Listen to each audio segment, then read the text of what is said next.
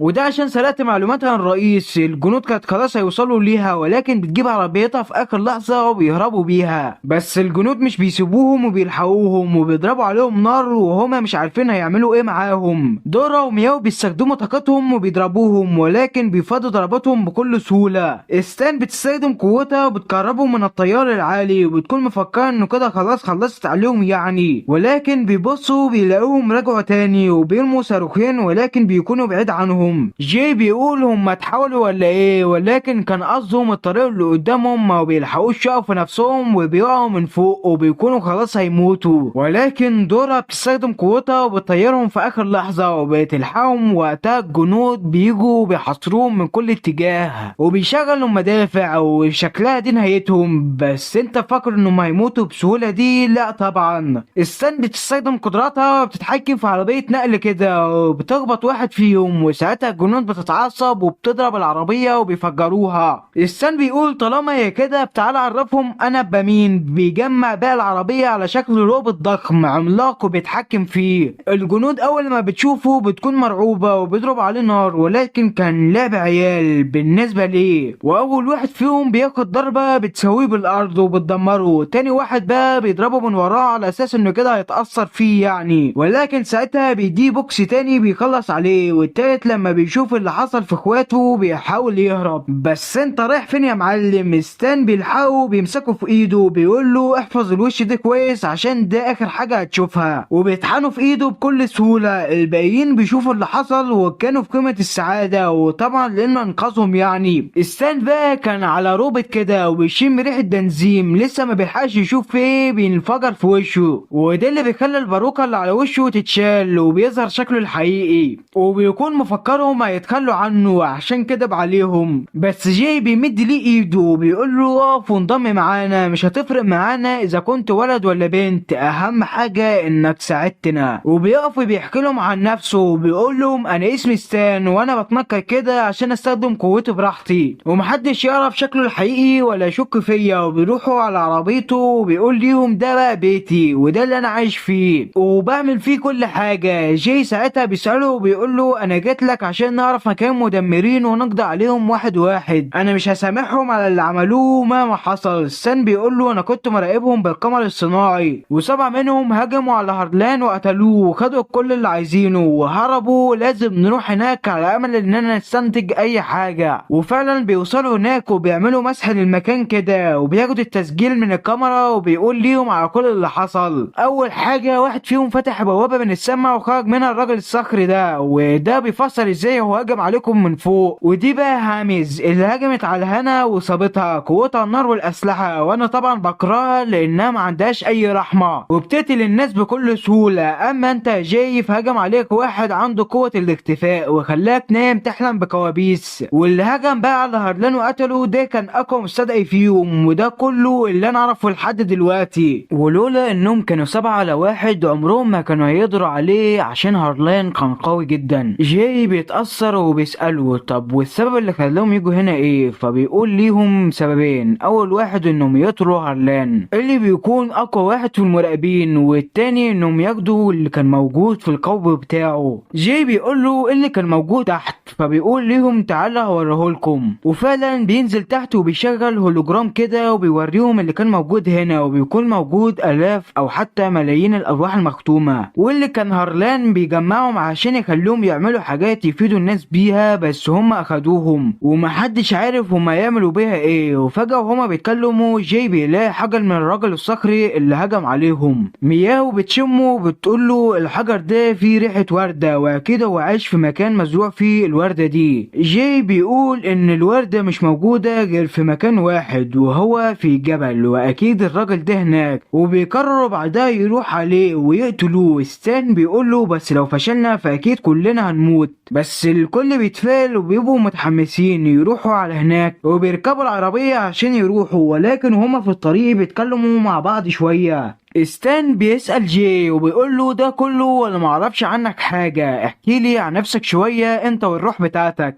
جاي بيقول له انا كنت طفل بريء اتربيت في عيلة متواضعة لحد لما كان عندي 5 سنين، ولكن عيلتي اختفوا فجأة ومبقتش عارف هما عايشين ولا ايه حصل لهم بالظبط، واتربيت في ملاجئ لحد لما بقيت قادر اعتمد على نفسي. وفي يوم وانا بطبخ ظهرت لي دورة، وده اللي حصل باختصار في حياتي يعني. ولما بيسألوا دورة عن ماضيها بتقول مش فاكرة اي حاجة، كل لما بحاول افتكر وابقى اوصل لحاجة دماغي توجعني وبيغمى عليا. وبيقول لها ستان ده عشان ذكرياتك مختومة، انا من شوية عملت فحص لكل جسمك وعرفت الكلام ده. فبتسأله طب ايه الحل عشان ارجعها؟ فبيقول ليها ما اعرفش اي حاجة غير ان الختم بيأثر على طاقتك وبيخليها محدودة. وبعد شوية بيوصلوا هناك وبيعدوا على قرية كده مهجورة ما فيهاش ولا واحد وكل اللي فيها وبيده بالكامل، وبيوصلوا للمكان اللي فيه رجل الصخر وبيبص كده بيلاقوا الارض مليانة ورد فعلا، ومفيش الا بيت واحد بيخرج منه الراجل اللي عاش هناك، وبيكون مزارع بسيط ملوش في اي مشاكل. جاي جاي بيشوفه بيشاور ليه وبيروح له ستان بقى وبيشغل جهاز التعرف عشان يعرف هو مين، ولكن هياخد شوية وقت على ما يعرفه. جاي بيتكلم معاه والراجل كان مبسوط جدا وبيضيفه احسن ضيافة، وبيسأله هو اللي زرع كل الورد دي ولا ايه؟ فبيقول له الراجل ايوه وانا اسمه مودو وعايش هنا بقالي 10 سنين لا بكلم حد ولا حد بيكلمني، وطول اليوم بقضيه وانا بزرع الورود بس عشان افتكرها عشان كانت بتحبهم قوي. جاي بيسأله هي مين دي؟ فبيقول له الراجل عنها وبيقعدوا يتكلموا شوية، بس فجأة هما قاعدين العصار بيجي على الورود بتاعته ومودو بيخش في حالة جنان وبيعمل حركات غريبة، والسان في الوقت ده بيكون عارف مين ده وبيجري على جاي وبيقول له اهجم عليه واقتله عشان مفيش وقت تفكر. ولكن قبل ما يهجم عليه جاي مودو بيتحول وبيبقى الرجل الصخري اللي هم عارفينه وبيهجم على جاي وبيديله بوكس بيطيره بعيد. مياو بتشوفه وهو بينضرب وبتروح تهجم عليه وبتكون سرعتها كبيرة جدا ومودو مش ملاحق يشوفها، بس ضربتها بالنسبة ليه ضعيفة ومش عارفة تعمل معاه اي حاجة. جاي بعدها بيعمل رابط هو ودورا عشان يستعمل كل قوتها وبيقول للسان احمينا على ما نعمل الرابط ده، فبيقول له تمام. مودو بيكون قادر يمسك مياو وبيدي لها ضربة وبيرميها قدامه وبتكون في حالة صعبة جدا. السان بيقول ليهم قدامكم 3 دقايق قبل ما الراجل الصخري يتمكن مني، وبيروح ليه وبيخليه يهجم عليه ولسه هيهجم فبيختفي من قدامه وكل شوية بيعمل هولوجرام بشكله وبيختفي تاني من قدامه. مودو ما كانش عارف يعمل معاه اي حاجة، ستان بيستفزه اكتر وبيعمل نسخ كتير منه وبيحوطوا بيها، ولكن المرة دي بقى مودو بيجمع كل قوته بيضرب ضربة في المكان بيطير كله وبتدمر المكان بالكامل. ولكن جاي بيعمل درع وبيلحقه وبيبص تحت كده بيلاقي عظم جثث لناس كتير وشكلهم هم دول سكان القرية المهجورة اللي مودو قتلهم، ولسه ما بيلحقش يفكر بيلاقي مودو جمع كتل صخرية كبيرة وبيرميها عليهم، ولكن جاي بيعمل حاجز وبيحميهم وبيكمل نقل طاقته هو ودورا واللي بيخليها تشارك معاه كل حاجة حتى ذكرياتها، وبيخلص وبيهجم عليه بقوة جبارة وبيطلع رمحه وبيديله ضربة بتكسر دراعه ولسه ما بيلحقش يصد هجمته بيلاقي ضربة تانية بتنزل عليه. جاي سرعته كبيرة جدا وبيديله سكينة في قلبه ولكن برضه ما بتأثرش فيه، وبعدها جاي بيجمع كل طاقته وبيديه ضربة بمطرقة خارقة بتدمره وبيرجع على هيئة البشر من جديد. طاقة مودو بدأت تخلص ومعادش قادر يكمل. دورا بتقول له يلا نخلص عليه بسرعة، ولكن مودو بيقول ليهم لا لو موتونه دلوقتي جسمي هيتحول وهقتلكم كلكم. جاي ما بيكونش فاهم حاجة وبيقول له وضح اكتر وبيحكي لهم وبيقول لهم من زمان انا اتصبت بطفيلي في جسمي وبدأ يحول اجزاء من جسمي الى حجارة وبيتحكم فيها، وعشان كده كنت باذي الناس وكل اهل القرية اللي هم اهالي قريتي، وبرضه نبذوني ولقبوني بعدها بالشيطان وعملوني اسوأ معاملة، واي حاجة بتحصل او اي مشكلة بتواجههم كانوا بيحملوني المسؤولية وانا اللعنة اللي مسببة ليهم كل ده يعني. وساعتها خدوني في الجبل وربطوني بسلاسل وسابوني هناك عشان اموت ويخلصوا مني. كنت باكل الحجارة عشان اقدر اعيش، وفي يوم في بنت بتشوفني كده وبتيجي تكلمني وكانت الوحيدة اللي عملتني كويس وجابت لي اكل وقضت معي اجمل اوقات حياتي، وكان اسمها وهوان وكانت بتحب الورود وزرعتها، بس هي كانت الوردة الوحيدة في حياتي وبتعدي السنين واحنا الاتنين مع بعض والدنيا كانت اخر روقان. وفي يوم اهالي القرية بيعرفوا بوجودي وان انا لسه ما متش وبيجوا كلهم عندي عشان يموتوني، بس وين بتقف قصادهم كلهم وبتدافع عني بتحاول تمنعهم يعملوا لي حاجة، ولكن ما بيفرقش معاهم حد وبيفضل يضربوا فيا. وفي عجوز كده بتجيب فاس عشان تقتلني بيه وبتضربني بيه، بس للاسف يا ريتها جت فيا وقتلتني وانا وقفت قدامها وخدت الضربة مكاني، وساعتها ماتت ومعدتش شايف حد قدامي. اتضايقت وجسمي كله اتحول لحجر وظهرت ضاقة جبارة قطعت كل اهالي القرية ومخلتش ولا واحد فيهم عايش، وده كله عشان انتقم لموتها وارتاح شوية وبعدها قعدت اعيط مش مصدق كل اللي حصل. الشخص الوحيد اللي انا حبيته وعاملني كويس اتقتل قدام عينيا وكنت في قمة الحزن وقتها. فجأة بيجي واحد كده وبيقول لي ما تخافش انا معاك ومش هسيبك، وبيعمل عليه تعويذة وبيرجعني بشري من تاني وبيقول لي انضم ليا وانت مش هتبقى لوحدك من تاني. ودول بقى كانوا جماعة المدمرين، ولكن فجأة هو بيتكلم معاهم الصغار اللي مقيد طاقته بيجيب اكله وبيتكسر وبيحس بطاقة كبيرة وجسمه كله بدأ يتحجر وبيتحول لوحش وهدفه الوحيد والاخير هو قتل لا غير. جاي بيقول لهم هو كده خلاص مات والطفيل اللي في جسمه هو اللي بيتحكم فيه لازم نخلص عليه دلوقتي. الوحش بيهجم عليه عليهم، وجاي بيلحقهم بالعافيه، بيتعصبوا وبيروحوا عليهم التلاتة. جاي بيضربوا بالسيف والسن بموجات كهربائيه، ومياو بتفعل روح الدب وبتهاجمه، بس مفيش اي حاجه بتاثر فيه. بيضرب مياو ضربه بيصيبها اصابات خطيره، ولسه السن هيتدخل فبياخد بوكس بيطيره بعيد. جاي ساعتها بيتعصب وبيهجم عليه بكل قوته ضربه ورا التانيه لحد لما سلاح جاي بيتكسر. بيتعصب جامد وبيجمع كل قوته، بيركزها في الرمح بتاعه وبيضربه بيه، والرمح بيخرم دماغه. بس انت فكر ان الموضوع خلص ومودو حصل له حاجه؟ للاسف لا يا صاحبي، الوحش بيشيل الرمح ولا كانها شكه دبوس كده. وجاي ساعتها بقى بيفهم كميه الطاقه اللي في الوحش ده، بيعرف انهم كده شكلهم ميتين وش. بيروح لدورا وبيقول لها تمده بكل طاقتها عشان يخلص عليه بضربه واحده، وبيمتص كل طاقتها، وبيعمل سيف عملاق بيجمع كل قوته فيه، وبيهجم على الوحش بكل شراسه. الوحش بيصد ضربته بصعوبه، جاي بيفضل يضغط على السيف لحد لما بعدها بيتكسر، والوحش بعدها بيهجم عليه وبيديله بوكس جامد من الاخر. ودورا بتروح عنده وبتكون في قمه الحزن من اللي حصل ليه. الوحش بيجي وبيهجم عليهم تاني، ولكن دورا بتصد هجماته بصعوبه، وبتبص ليه وبتقول له مش هسمح ليك تلمسه تاني مهما حصل. جاي في الوقت ده كان مركز في ذكريات دورا ومش فاهم اللي بيحصل. بيبص كده عليها بيلاقي ذكرياتها مكتومه مش مخليها يعرف يستخدم طاقتها كامله. بيروح عليها كده وبيلمسها، وساعتها طاقتها بتتفعل وبلوره بتحطها كده في السماء، وبتظهر قوه ما شفناش زيها قبل كده. بيتغير شكلها وبتتفعل هيئتها الشيطانيه، وبتجمع الوحش مئات السيوف في نفس اللحظه. ولسه الوحش ما بيلحقش يفوق بيلاقي صعقه نازله من السماء وبتدقه في الارض، وبتخلص عليه بضربه واحده، وبتكون حاجه اخر عظمه والله. بعدها ستان بيفوق، وجاي هو كمان بيفوق، وكان في قمه السعاده من اللي اتعمل. وبعدين بيمشوا، لكن المدمرين كانوا حسوا بتغير في طاقه مودو وراحوا عشان يشوفوا اللي حصل. واول لما بيوصلوا بيلاقوا جثه مودو في الارض، وبيمتصوا كده ذكرياته وبيعرفوا اللي حصل عنها. واول لما بيعرفوا اللي حصل هنا بيتعصبوا جامد، وبيقولوا دول لازم يموتوا في اسرع وقت ممكن. من ناحيه تانية بقى دورا كانت بتعالج جروح جاي كده وقلقانه جدا عليه لان اصاباته كانت خطيره. وفجاه من غير سابق انذار بيحسوا بخطر جاي ناحيتهم، وقرب خالص منهم. لسه ما بيلحقوش يفكروا بيلاقوا بوابه زمنيه بتتفتح، وبيخرج منها واحد من المدمرين بتشق العربيه نصين وبيطيروا منها. ايجو كمان بيجي وبيضرب عليهم وبيصيبهم. مياو وستان كانوا طايرين في الجو كده وما بيلحقوش يعملوا حاجه، وبيلاقوا البت دي جت من وراهم وبتسلم عليهم وبتديهم طلقتين كده بتخلص على حياتهم بيها. جاي بيفوق وبيشوف صحابه في المنظر ده مش قادر يتحرك او يساعدهم. المدمرين بعدها بيروحوا له وبيهنوه وهو مرمى على الارض، وساعتها بيقتلوه وكمان. وخلاص بقى شكلها دي نهايتهم. ولكن فجاه جاي بينتقل لمكان غريب وهو مش عارف هو فين، وبيظهر ابوه وبيقول له انت هنا في نقطه ما بين الزمان والمكان، مش حابب اظلمك بس انت مت خلاص. جاي بيتعصب وبيلوم نفسه على كل اللي حصل، وبيقول لي ده كله بسببي انا، لو كنت اقوى كان زمان حميتهم ومحدش فيهم مات. ابوه بيقول له لو رجعت بالزمن 3 دقايق هتعرف تنقذهم وتعيش. جاي بيقول له اكيد طبعا عمره ما هضيع فرصه زي دي ولو نسبتها 1 في المليون. فبيقول له الاب خلاص هي دي فرصتك، اعمل اللي تقدر عليه وانقذ حياتك وحياه صحابك.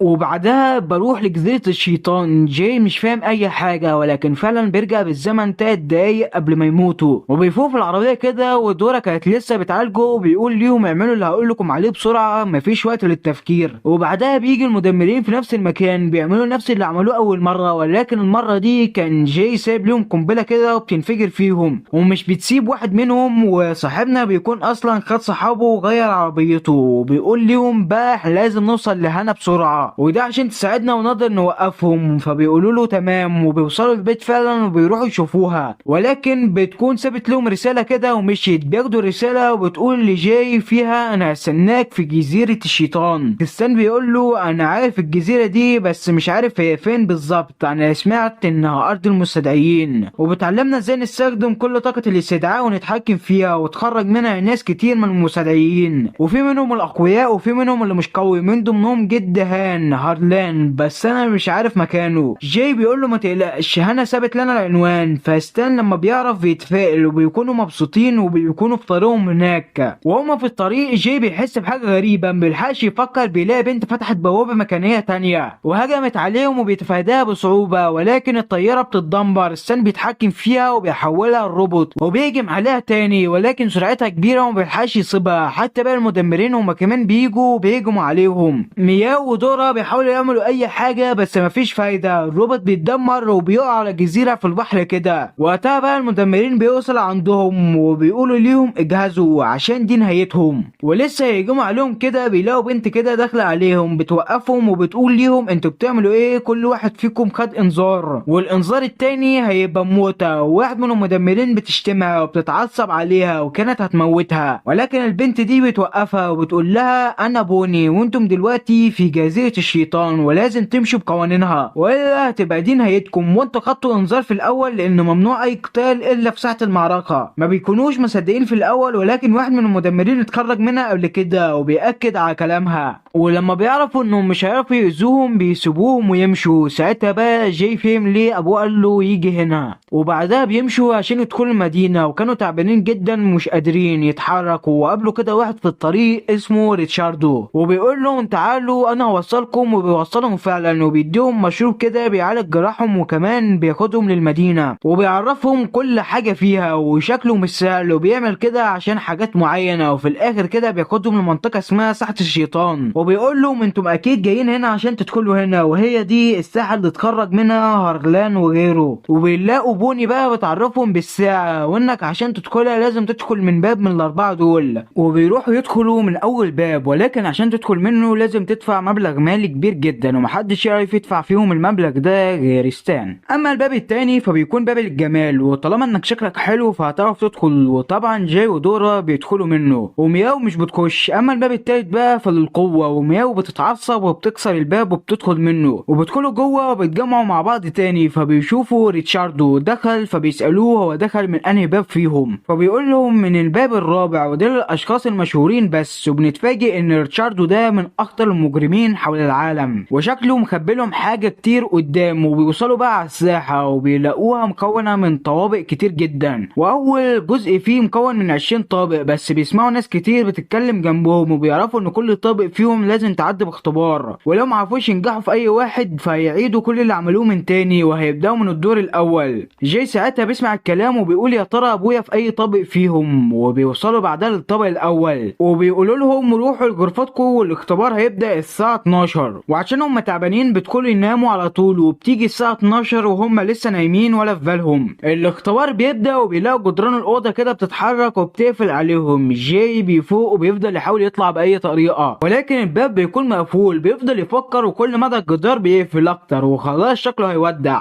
وبيقول يعني هو ده اختبار الدور ده، احنا لازم نشوف مياو والسان بقى يخرجوا منها ازاي. بيروح لاوضه مياو وبيلاقي حشره بتعدي من تحت الباب كده، لسه هيدوسها عليها بترجع لشكلها الحقيقي وبتطلع مياو. وكانوا فرحانين جدا انها خرجت. بعدها بيبصوا بيلاقوا معظم زمايلهم قدروا يعدوا من الاختبار بكل سهوله، ولكن ما بيلاقوش ستان منهم. بيروحوا عند اوضته كده وبيشوفوا قدامها دم وبيكونوا مفكرينه مات. بس ده في احلامهم بقى. صاحبنا السان بيكون قوي وفعلا بينزلهم من فتحه التهويه كده وبيقول ليهم المكان كان ضلمه قوي. فالعيال بتفرح وبتحضنه وكانوا فرحانين انه خير. وبعدها بيروحوا بقى لزعيم الدور ده وبيعرفهم انهم كده نجحوا وهينزلوا الدور التاني، وبيوزع لهم جوائزهم وفعلا بينزلوا للدور التاني. وبتجيلهم بعدها بوني بتقول ليهم انا رئيسة الدور ده ومش عاوزاكم تقلقوا من حاجه. ودي لان الاختبار سهل خالص، هو السباق في الحلبه دي بس اول 15 يوصلوا هما الكسبانين. وهو بس كده يلا قدامكم 5 دقايق. وبيسخنوا وبيكونوا كلهم متحمسين للسباق. مياو بتستخدم روح الفهد وبتسبق الكل بسرعه كبيره. جاي هو كمان بيستخدم جناحات دورة وبيطير بسرعه جدا. وكمان بقى في من الناس اللي طايره بمقشه، وكمان في ناس راكبه سكوتر وحاجه اخر ضحك الصراحه. ولكن كان اسرع واحد فيهم هو ستان. وبيكون في مجموعه من الناس ماشيين ببطء، واول ما بيعدوهم بيضربوا عليهم بالنار وبيوقفوهم. واحد فيهم كمان كده بيشوفوه بيضربوا عليه، بيحاول يفادي الطلق ولكنه كان ماشي ورا حركه الجسم اللي قدامه. فبيغير جاي اتجاهه كده وبيخليهم يسيبوه هو. ستان بقى كان ماشي فبيشوف واحد كده بيستخدم السيف بتاعه وبيلعب 2 كده بيضايق فيهم، فبيتعصب وبيرمي عليه الصاروخ عشان يقتله. ولكن الواد كان جامد وقسمه لنصين بسهوله. ولسه هيجم عليه وهيسيبه، فبيلاقي واحد جامد بيصد ضرباته بكل سهوله وبيكون اسمه هيرو. الواد ده اتعصب وكان هيهجم عليه تاني، ولكن هيرو مش بيديله فرصه وبيهجم عليهم، وبعدها بقى السباق بيخلص وبينتهي بنجاحهم وحصول مياو على المركز الاول. بس من ناحيه تانيه بقى كانوا مدمرين قاعدين وبيراقبوهم، وبتجيلهم واحده كده وبتقول جه الوقت اللي هيموتوا فيه، انتوا هتروحوا لساحه الشيطان وهتقدموا فيها وهتعملوا كل حاجه هقول لكم عليها، بس مش هتروحوا لوحدكم لانكم هتاخدوا الشخص اللي هناك ده معاكم، وهو ده اللي هيخلص عليهم لوحده. وتاني يوم بيروحوا لهناك وبيقدموا عشان يخشوا، بتعرفهم بوني بكل الناس اللي عدت الاختبار والطوابق، ولكن كان تركيزهم بس على جاي واصحابه، وليه لانهم عايزين يخلصوا عليهم ويقتلوهم عشان يكون الحوار سهل بالنسبه ليهم. فيا ترى ايه اللي هيحصل ليهم؟ ده اللي هنعرفه الموسم الجاي، فمش تنسوا اللايك والاشتراك عشان مش يفوتكم، وبرضه استنوا الانميات العظمه الجايه، واشوفكم على خير، سلام.